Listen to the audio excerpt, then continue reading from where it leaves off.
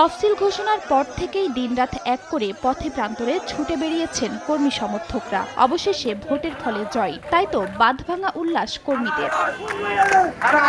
মঙ্গলবার দ্বিতীয় ধাপে ১৫৬টি উপজেলা পরিষদে অনুষ্ঠিত হয় ভোট। এর মধ্যে ২৪টি উপজেলায় ইভিএম এবং বাকিগুলোতে হয় ব্যালট পেপারে। ভোট গণনার পর যখনই রিটার্নিং কর্মকর্তা জয়ী প্রার্থীর নাম ঘোষণা করেন, আনন্দে ফেটে পড়েন কর্মী সমর্থকরা।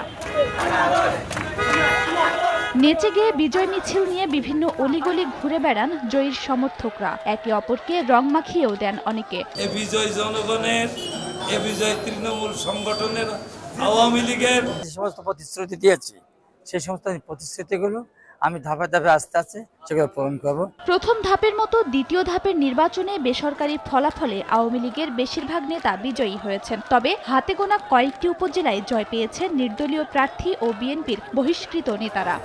নগদে ৫০০ টাকা বা তার বেশি পেমেন্টে পেতে পারেন ঢাকায় জমিসহ ২০ কোটি টাকার পুরস্কার।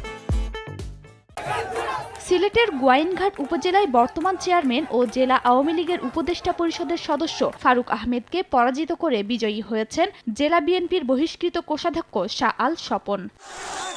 কক্সবাজারের পেকুয়া উপজেলায় বেসরকারিভাবে আবারও চেয়ারম্যান নির্বাচিত হয়েছেন দুইবারের সাবেক উপজেলা চেয়ারম্যান বিএনপি থেকে বহিষ্কৃত সাফায়েত আজিজ রাজু।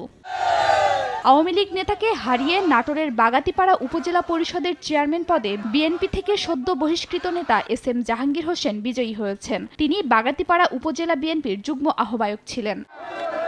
বিএনপি থেকে বহিষ্কৃত নেতা রিয়াদ আরফান সরকার বেসরকারিভাবে নীলফামারীর সৈয়দপুর উপজেলা পরিষদের চেয়ারম্যান নির্বাচিত হয়েছেন।